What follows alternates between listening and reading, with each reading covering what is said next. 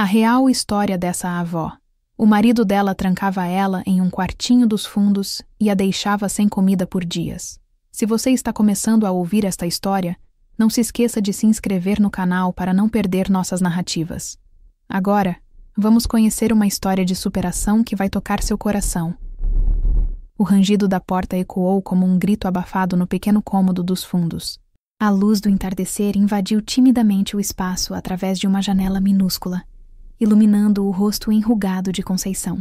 Seus olhos, embaçados pelas lágrimas contidas, fitavam a bandeja com um pedaço de pão e um copo d'água que havia sido colocada no chão. Era tudo o que teria para comer naquele dia. Talvez nos próximos também. Amanhã volto, murmurou Roberto, seu marido, antes de trancar a porta novamente, girando a chave com uma frieza que contrastava com o calor sufocante de São Paulo naquele verão de 1972. Conceição sentou-se na beirada da cama estreita, suas mãos trêmulas agarrando o terço que carregava sempre consigo. O quartinho dos fundos, que antes servira como despensa, agora era sua prisão. As paredes descascadas guardavam o segredo que ninguém na vizinhança de Santana, nem mesmo seus 3 filhos, suspeitavam. Há semanas, Dona Conceição vivia trancafiada pelo próprio marido. Através da pequena janela gradeada, ela podia ver o varal com roupas balançando ao vento e ouvir as vozes distantes dos vizinhos. O mundo seguia seu curso normal, enquanto o dela havia sido reduzido a 4 paredes.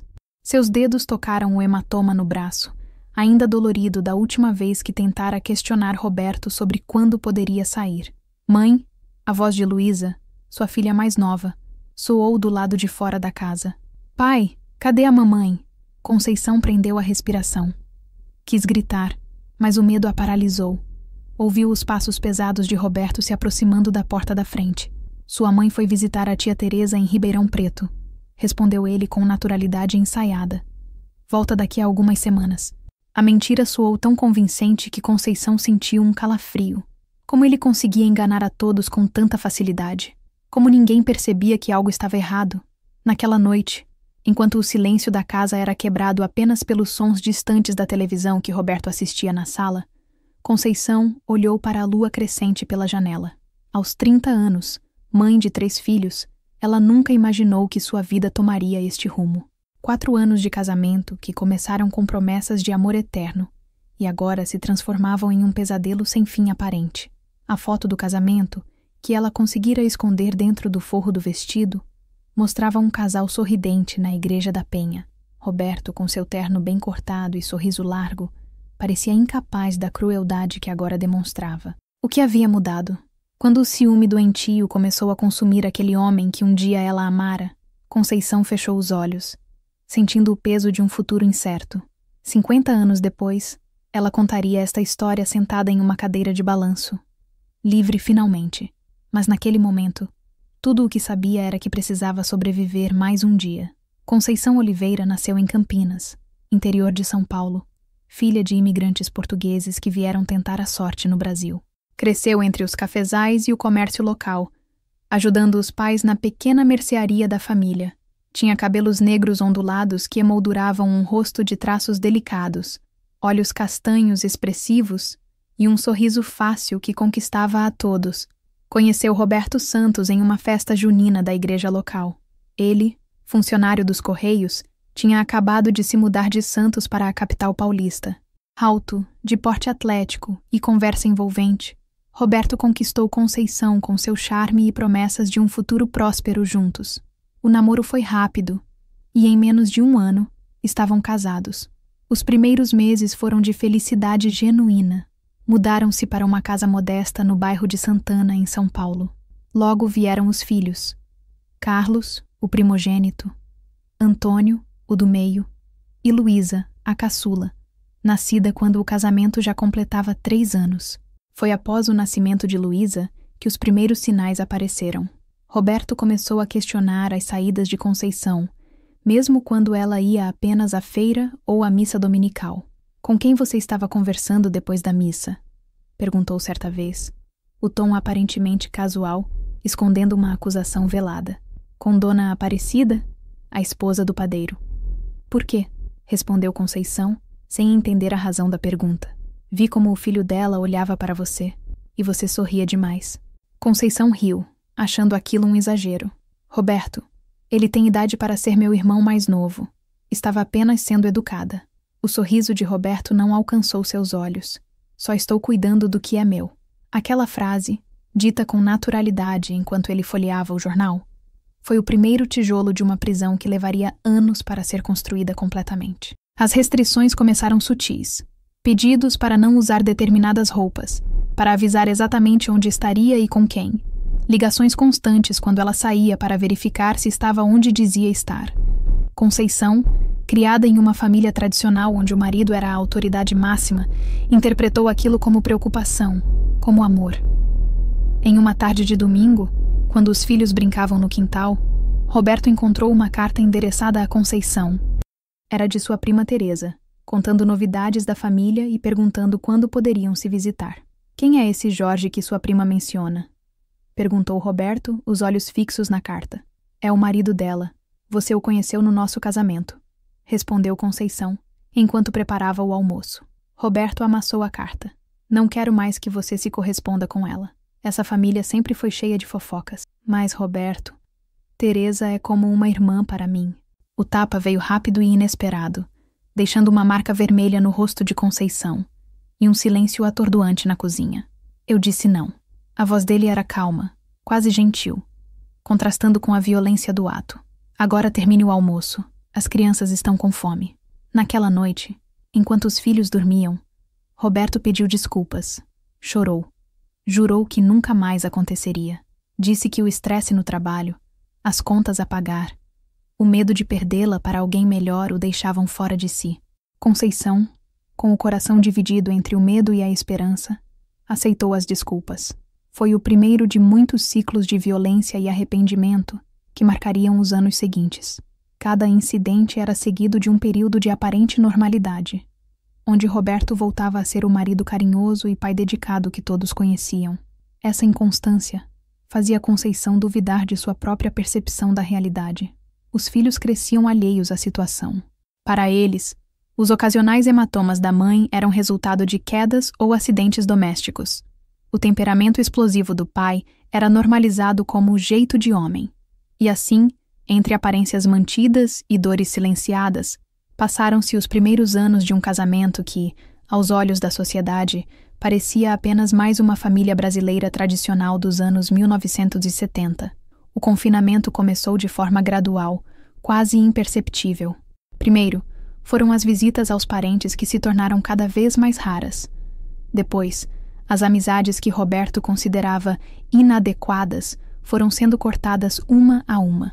Por fim, até mesmo as idas à missa dominical, que tanto significavam para Conceição, passaram a ser motivo de discussões intensas. Você vai à igreja para ver o padre ou para se exibir para os homens de lá? Questionava Roberto, enquanto Conceição ajeitava o véu sobre os cabelos antes de sair. Vou para rezar, Roberto.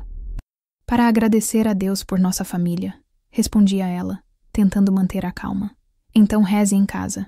Deus está em todo lugar, não é o que dizem? Aos poucos, o mundo de Conceição foi se reduzindo às paredes de sua casa em Santana.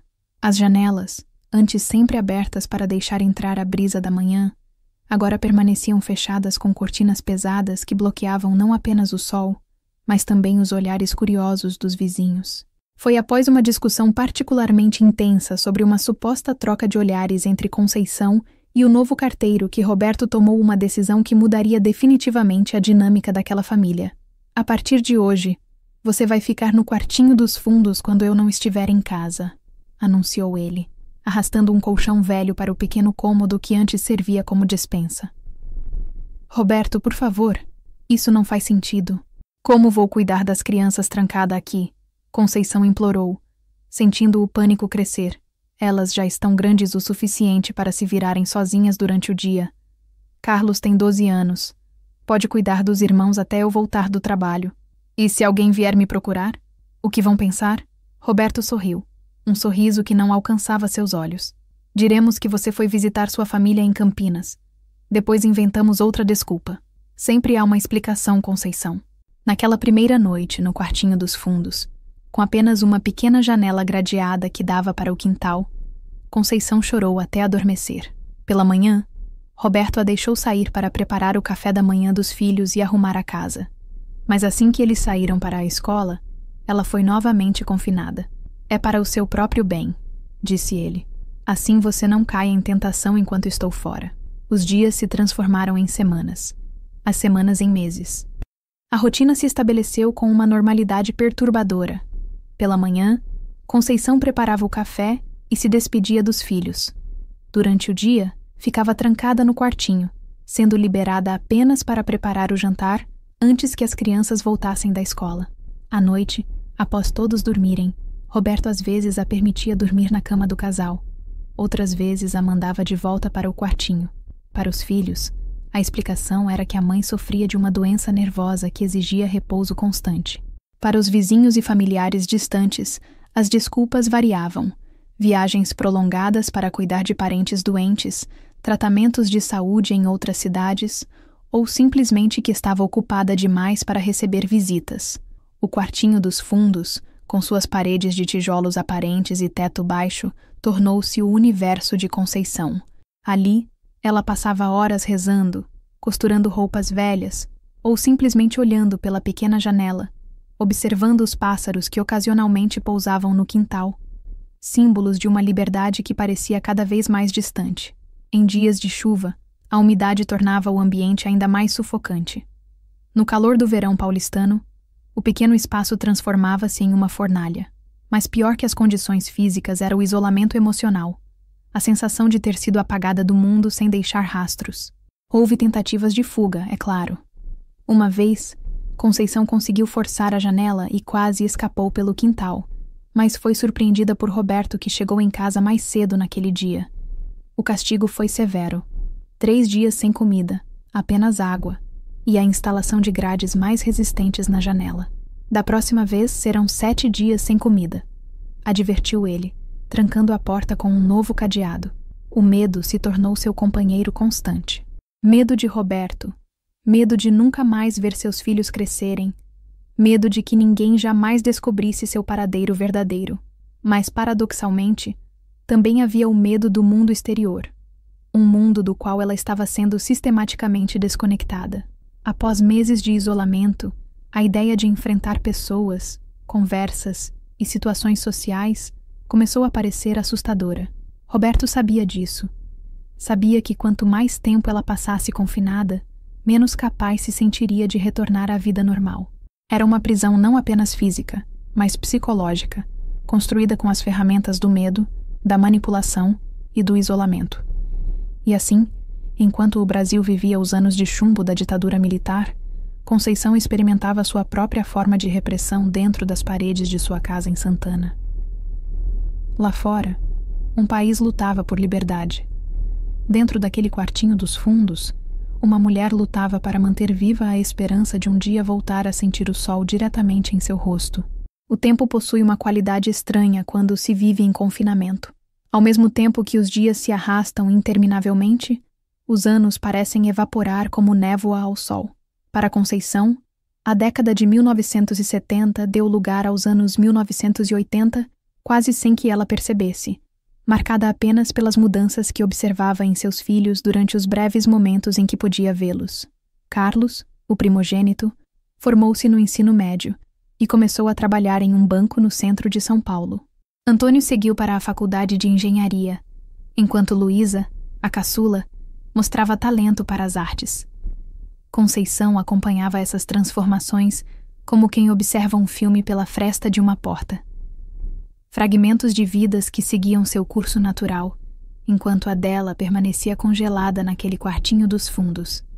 As visitas dos filhos à doente, mãe, eram cuidadosamente orquestradas por Roberto. Eles só podiam vê-la em momentos específicos, sempre sob sua supervisão, e as conversas eram limitadas a assuntos superficiais. «Mamãe está tendo um dia ruim hoje», dizia Roberto quando Conceição demonstrava qualquer sinal de querer contar a verdade. Não a cansem com muitas perguntas. Com o tempo, os filhos se acostumaram a ter uma mãe ausente, uma figura quase mítica que aparecia ocasionalmente para um abraço contido e palavras cuidadosamente escolhidas. Cresceram acreditando que ela sofria de uma condição nervosa que a impedia de levar uma vida normal. Uma história que Roberto reforçava com pequenos detalhes convincentes e ocasionais visitas a médicos que eram, na verdade, apenas passeios para manter as aparências. O doutor disse que ela precisa de tranquilidade absoluta, explicava Roberto aos filhos e vizinhos curiosos. Qualquer emoção forte pode desencadear uma crise. Em um desses raros encontros familiares, durante o aniversário de 15 anos de Luísa no início dos anos 1980, Conceição notou algo diferente no olhar da filha. Um questionamento silencioso, uma desconfiança nascente. Luísa, agora uma adolescente perspicaz, começava a perceber as inconsistências na história do pai. Mãe, sussurrou ela, aproveitando um momento em que Roberto se distraiu com outros convidados. Você está mesmo doente? Por que nunca podemos ficar sozinhas? O coração de Conceição acelerou. Era sua chance. Talvez a única que teria. Mas antes que pudesse responder, sentiu a mão firme de Roberto em seu ombro. Sua mãe está cansada, Luísa. Vou levá-la para descansar. Naquela noite, o castigo foi severo. Não houve violência física. Roberto raramente recorria a isso agora, tendo descoberto que o isolamento e a manipulação psicológica eram armas mais eficazes. Mas Conceição passou uma semana inteira confinada, com direito apenas a uma refeição por dia. Os anos 1980 trouxeram mudanças significativas para o Brasil. O fim da ditadura militar, as diretas já, a nova Constituição de 1988. Conceição acompanhava esses eventos através de fragmentos de notícias que conseguia ouvir no rádio que Roberto ocasionalmente deixava no quartinho, ou pelos breves comentários que os filhos faziam durante suas visitas supervisionadas. O mundo lá fora se transformava, enquanto o dela permanecia estático. As paredes do quartinho, antes de um branco desbotado, agora estavam amareladas pelo tempo. O pequeno crucifixo de madeira que ela mantinha pendurado perto da cama era seu único companheiro constante, testemunha silenciosa de suas orações diárias. Foi durante esses anos que Conceição desenvolveu uma habilidade notável para a escrita. Usando pedaços de papel que conseguia esconder, folhas de caderno dos filhos, margens de jornais velhos, até mesmo embalagens desdobradas, ela começou a registrar sua história. Não como um diário cronológico, mas como pequenos fragmentos de memórias e reflexões que escondia em um buraco que cavou pacientemente na parede, atrás da cabeceira da cama. Hoje faz 3.650 dias, escreveu certa vez, calculando mentalmente. 10 anos neste quartinho. Meus filhos cresceram sem mim. Carlos vai se casar no próximo mês. Roberto disse que estou forte o suficiente para ir à cerimônia. Será que alguém notará algo estranho? Será que alguém me ouvirá se eu gritar? Mas quando o dia do casamento de Carlos chegou, Conceição não gritou. O medo havia se enraizado profundamente em seu ser.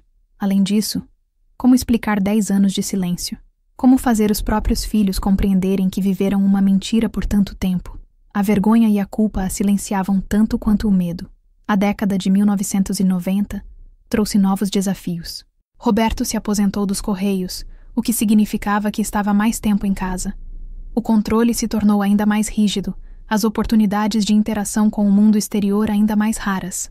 No entanto, foi também nessa época que pequenas frestas de esperança começaram a surgir. Antônio, o filho do meio, agora um engenheiro respeitado, começou a questionar mais abertamente a condição da mãe. Pai, não faz sentido mamãe continuar isolada assim. A medicina avançou muito. Existem tratamentos novos para condições nervosas, argumentou ele durante um jantar de domingo. Seu irmão é médico agora? Rebateu Roberto com ironia.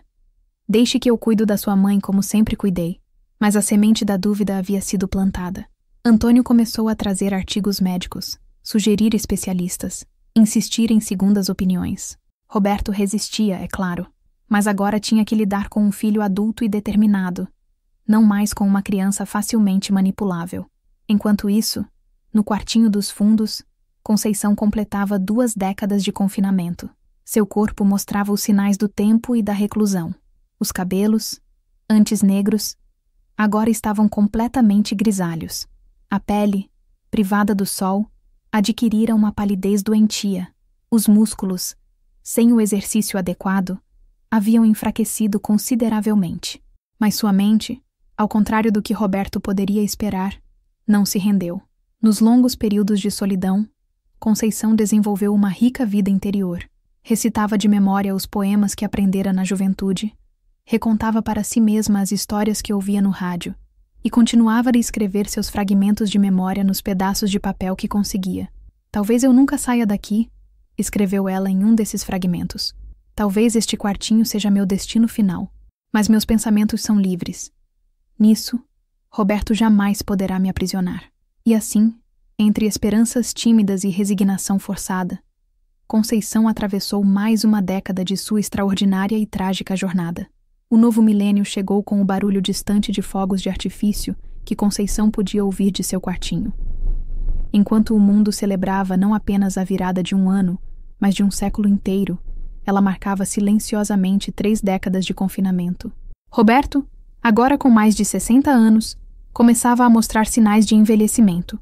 Sua postura antes imponente curvava-se ligeiramente, os cabelos rareavam, e ocasionais problemas de saúde o tornavam mais irritadiço, mas não menos controlador. Foi uma dessas crises de saúde que criou a primeira rachadura significativa em sua prisão invisível. Em uma manhã de março de 2001, Roberto sofreu um infarto enquanto tomava café. Caiu pesadamente sobre a mesa, derrubando a xícara que se estilhaçou no chão da cozinha. Conceição, que naquele momento estava preparando o café da manhã, como parte de sua rotina limitada, viu o marido desabar. Por um instante fugaz, um pensamento terrível cruzou sua mente. E se ela simplesmente não fizesse nada? E se deixasse que a natureza seguisse seu curso? Seria sua liberdade finalmente? Mas décadas de condicionamento cristão e o instinto humano básico de preservar a vida falaram mais alto. Ela correu até o telefone, um objeto que raramente tinha permissão para tocar, e chamou uma ambulância. As horas seguintes foram um turbilhão. Paramédicos invadindo a casa, perguntas sendo feitas, Roberto sendo levado às pressas para o hospital. Conceição, subitamente exposta ao mundo exterior após tanto tempo, sentiu-se desorientada e vulnerável. "A senhora é a esposa?" perguntou um dos paramédicos, notando seu estado de nervosismo extremo. "Sim", respondeu ela, a voz trêmula. "Sou Conceição. Quer acompanhá-lo na ambulância?" Ela hesitou. Sair de casa? Depois de tanto tempo? O medo paralisante competia com a possibilidade de liberdade. "Não posso", murmurou finalmente. "Tenho problemas de saúde. Não saio de casa." O paramédico assentiu, sem questionar mais. Casos de agorafobia não eram incomuns, e a explicação pareceu razoável diante de seu evidente desconforto. Assim que a ambulância partiu, Conceição percebeu a situação extraordinária em que se encontrava. Estava sozinha na casa, sem Roberto, pela primeira vez em décadas. A chave do quartinho dos fundos estava no bolso dele, mas a porta da frente estava destrancada. Ela poderia simplesmente sair. Aproximou-se lentamente da porta, como quem se aproxima de um precipício. Sua mão trêmula tocou a maçaneta. Girou-a. A porta se abriu, revelando a rua tranquila do bairro de Santana numa manhã comum de terça-feira. O coração de Conceição batia tão forte que parecia querer escapar do peito. Um passo, apenas um passo para fora, e tudo mudaria. Mas para onde iria? Quem acreditaria em sua história depois de tanto tempo? Como enfrentaria um mundo que havia mudado completamente enquanto ela permanecia congelada no tempo? Antes que pudesse tomar uma decisão, ouviu o telefone tocar. Atendeu automaticamente. "Mãe?" Era a voz de Luísa, sua caçula, agora uma mulher de 34 anos. "O hospital acabou de ligar. Estou indo para lá agora. Você está bem?" "Sim", respondeu Conceição, a oportunidade de revelação escapando entre seus dedos. Estou bem. Fique tranquila. Vou passar aí para te buscar antes de ir ao hospital." 20 minutos depois, Luísa chegava à casa dos pais. Encontrou a mãe sentada na sala, as mãos inquietas no colo, olhando fixamente para a porta aberta como se contemplasse um portal para outro universo. "Mãe?"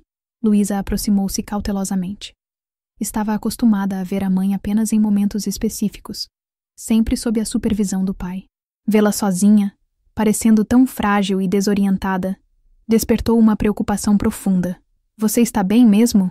Conceição olhou para a filha como se a visse pela primeira vez. E, de certa forma, era verdade.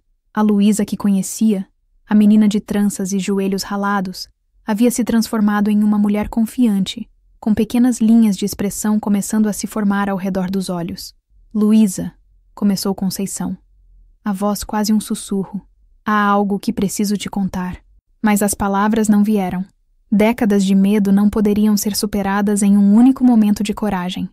Além disso, como explicar? Como fazer a filha entender sem destruir completamente a imagem que ela tinha do pai? Depois, mãe, disse Luísa gentilmente, interpretando a hesitação como preocupação com a saúde de Roberto. Vamos ao hospital agora. Pai precisa de nós. No hospital, Conceição enfrentou seu primeiro contato prolongado com o mundo exterior em décadas. As luzes fluorescentes, o vai e vem constante de pessoas, as máquinas apitando. Tudo parecia excessivamente intenso, quase doloroso para seus sentidos há tanto tempo privados de estímulos. Roberto sobreviveu ao infarto, mas os médicos foram claros. Ele precisaria de cuidados constantes dali em diante. Sua rotina teria que mudar drasticamente. Quem cuida da senhora normalmente?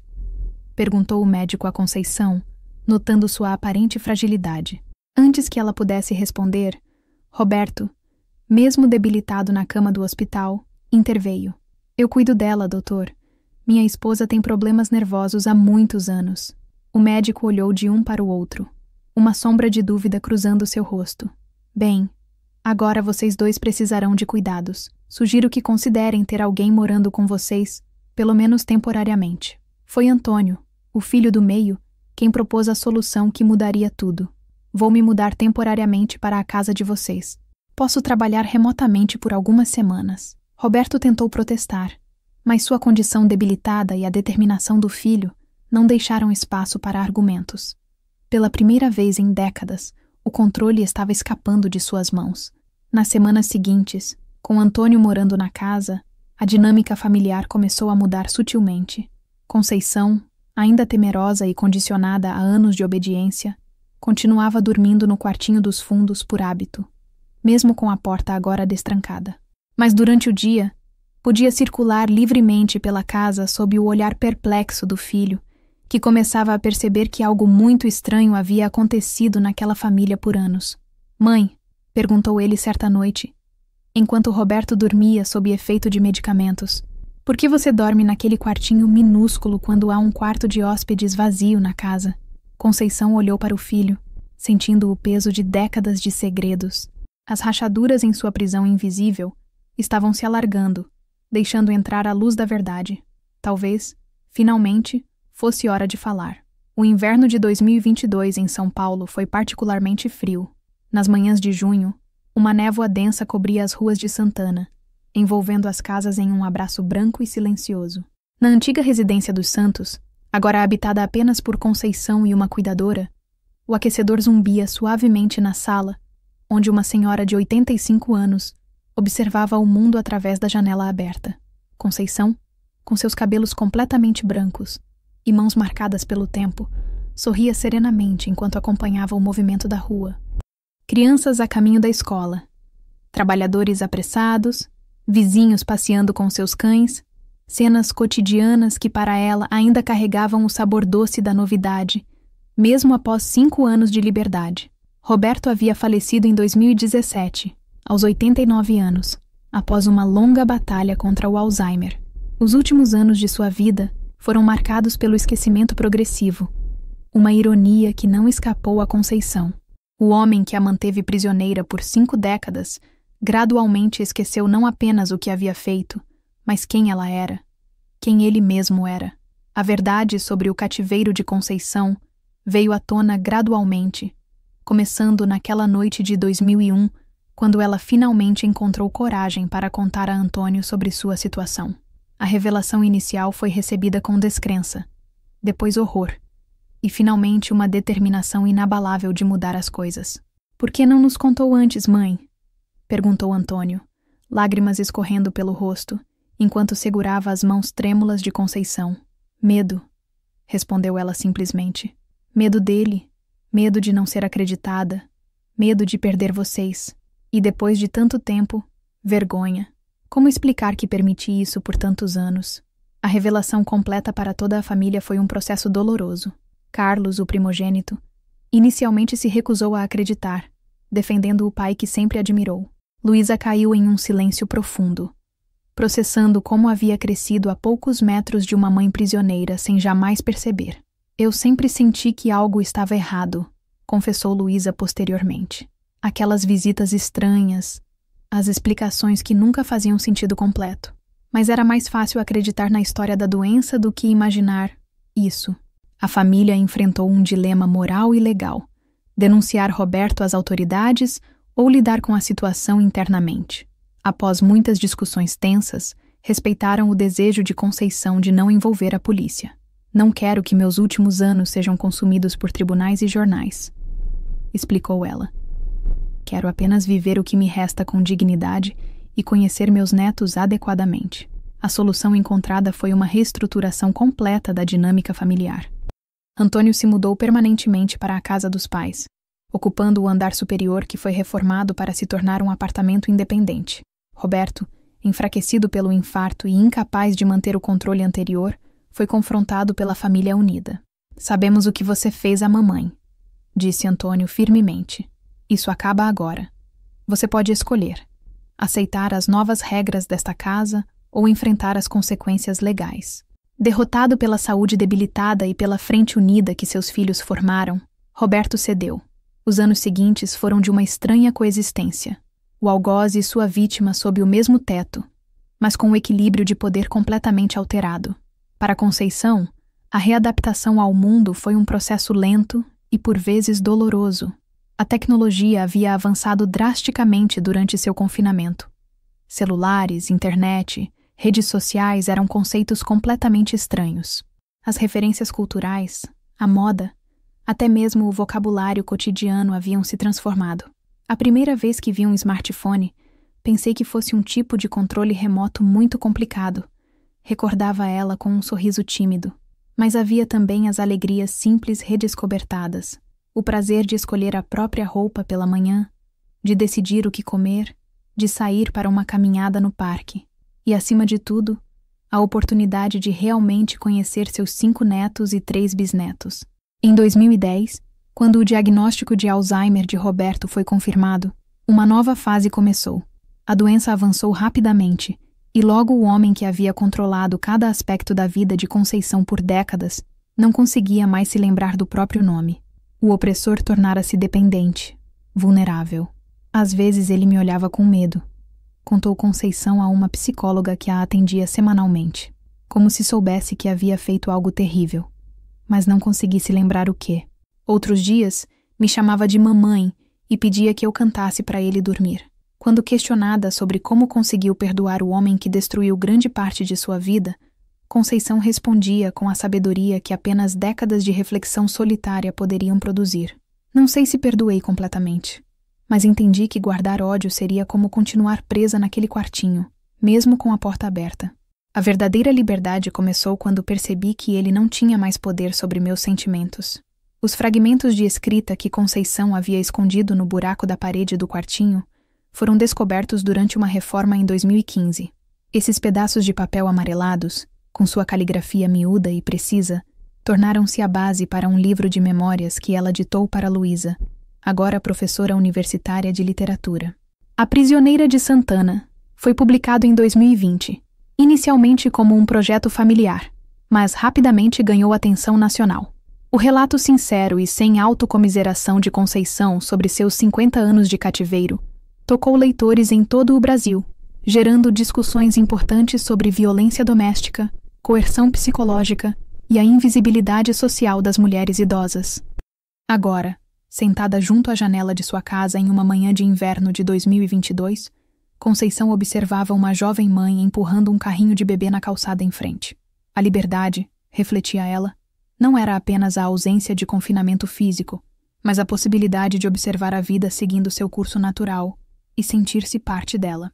O quartinho dos fundos ainda existia, mas havia sido transformado em um pequeno escritório onde Conceição ocasionalmente recebia jornalistas ou estudantes interessados em sua história.